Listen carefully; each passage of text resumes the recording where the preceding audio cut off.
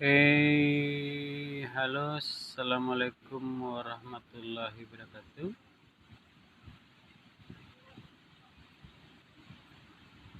Hari ini kita akan membahas materi bab yang terakhir untuk kelas 10 PPKN, bab 7 tentang wawasan Nusantara. Nanti pada bab 7 ini kompetensi dasarnya adalah kamu nanti mampu memahami wawasan Nusantara, baik arti, makna, asas-asas, kemudian kedudukan, aspek-aspeknya nanti ada aspek Trigatra, aspek Pancagatra, dan peran serta warga negara dalam mendukung implementasi wawasan Nusantara. Nah, pada bagian akhir dari poin ini ada 10 soal objektif dan 5 soal esai yang harus kamu kerjakan. Oke, kita bahas yang pertama dulu mengenai wawasan Nusantara ini. Pengertian wawasan Nusantara. Bahwasannya wawasan Nusantara ini ada dua kata. Ada wawasan, ada Nusantara.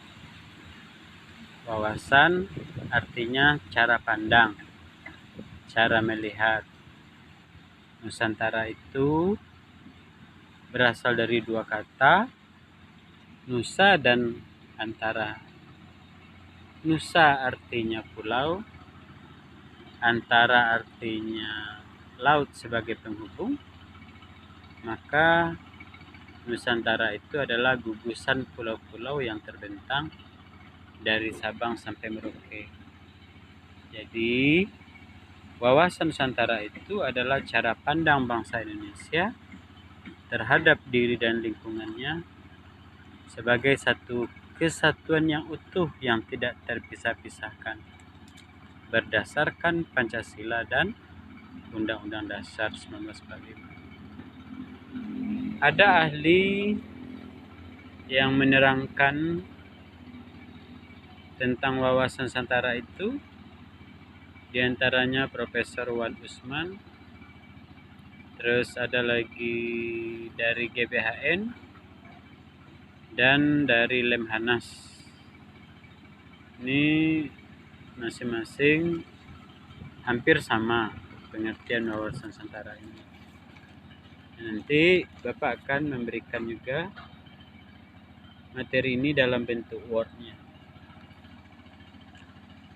Sedangkan hakikat dari wawasan Nusantara itu adalah keutuhan Nusantara, bahwa cara pandang kita utuh menyeluruh dalam Nusantara demi kepentingan nasional. Artinya, kita sebagai warga negara, aparatur negara, berpikir dan bersikap, bertindak secara utuh, menyeluruh demi kepentingan bangsa dan negara Indonesia.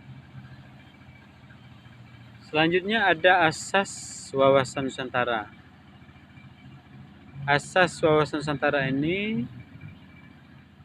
adalah kaidah dasar yang harus dipenuhi, ditaati, dipelihara, dan diciptakan demi tetap taat dan setianya komponen pembentuk bangsa Indonesia terhadap kesepakatan bersama.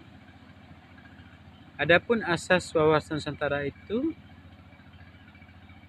antara lain kepentingan yang sama, keadilan, terus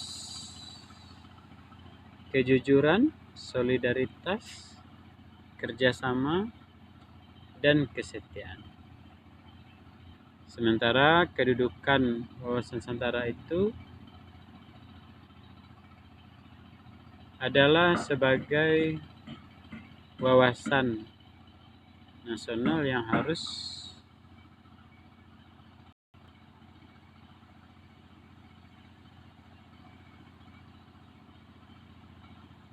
harus kita taati, ya. Oke, kita zoom dulu. Nah, biar agak jelas. Kita zoom biar agak jelas aspek belum dia. Tadi baru aspek kita bilang kedudukan ini. Ini agak lebih besar ya, supaya agak jelas. Jadi wawasan Nusantara sebagai wawasan nasional adalah ajaran yang diyakini kebenarannya oleh seluruh rakyat, ya, agar tidak terjadi penyimpangan untuk mewujudkan cita-cita dan tujuan nasional. Kemudian fungsinya sebagai pedoman, motivasi, dorongan, rambu-rambu, jadi cara kita berpikir, bertingkah laku, mengambil keputusan harus berdasarkan pada wawasan Nusantara ini. Sementara tujuan wawasan Nusantara ini adalah mewujudkan nasionalisme yang tinggi dalam aspek kehidupan. Tadi nanti ada aspek Trigatra dan aspek Pancagatra. Baik, kita lanjut pada aspek Trigatra. Tri artinya 3, Gatra itu aspek-aspeknya. Mana yang 3 itu? Letak dan bentuk geografis, keadaan dan kemampuan penduduk,